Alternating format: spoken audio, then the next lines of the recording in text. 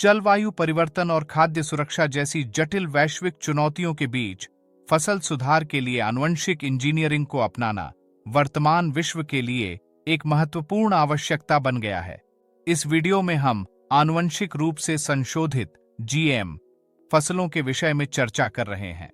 आनुवंशिक रूप से संशोधित जीवों जीएमओ में आनुवंशिक सामग्री डीएनए को कृत्रिम तरीके से बदला जाता है, जो पारंपरिक प्रजनन या प्राकृतिक आनुवंशिक पुनर्संयोजन के माध्यम से संभव नहीं है। इस तकनीक को आधुनिक जैव प्रौद्योगिकी या जीन प्रौद्योगिकी के नाम से भी जाना जाता है। आनुवंशिक इंजीनियरिंग में विशिष्ट जीन को एक जीव से दूसरे जीव में स्थानांतरित किया जाता है। इसके माध्यम से पौधों और जानवरों में वांछित लक्षणों को प्राप्त किया जाता है। ध्येतव्य है कि सतत विकास लक्ष्य 2 के अनुसार शून्य भूख का लक्ष्य 2030 तक प्राप्त करना है। इस लक्ष्य को प्राप्त करने के लिए आनुवंशिक संशोधन के माध्यम से फसल सुधार की गति पर बल दिया जा रहा है। International service for the acquisition of agribiotech application (ISA) की 2020 की रिपोर्ट के अनुसार 72 देशों ने मानव उपभोग, पशु आहार और वाणिज्यिक कृषि सहित विभिन्न उद्देश्यों के लिए जीएम फसलों को अपनाया है। दिल्ली विश्वविद्यालय के centre for genetic manipulation of crop plants ने DMH11 नाम से जीएम सरसों बनाई है। इसमें उच्च उत्पादकता, शकनाशक जैसे गुण विद्यमान हैं।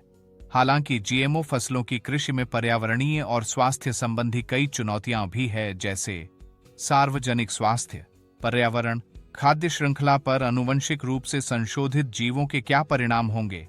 इस संबंध में अभी तक कोई विश्वसनीय शोध नहीं हुआ है।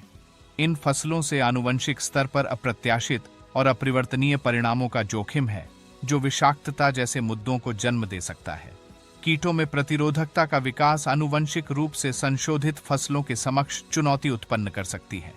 यह मनुष्यों में एलर्जी प्रतिक्रियाओं को बढ़ा सकता है। इसके अलावा जीएमओ जंगली फसल की किस्मों की आनुवंशिक संरचना में परिवर्तन करके जैव विविधता को कम कर सकते हैं।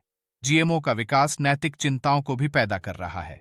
इसके बावजूद फसल वृद्धि में आनुवंशिक इंजीनियरिंग को अपनाया जाना वैश्विक खाद्य सुरक्षा के लिए एक आवश्यकता प्रतीत हो रही है। भारत में DMH11 का उत्पादन खाद्य तेलों में आत्मनिर्भरता प्राप्त करने की दिशा में एक महत्वपूर्ण कदम है। स्पष्ट है कि किसानों के आर्थिक उत्थान और कृषि के स्थायी भविष्य को सुनिश्चित करने के लिए संवर्धित जीएम खाद्य फसलों का निरंतर विकास अनिवार्य है। हालांकि संबंधित चिंताओं और मुद्दों को स्वीकार करना और प्रभावी ढंग से उनसे निपटना भी उतना ही महत्वपूर्ण है। धन्यवाद।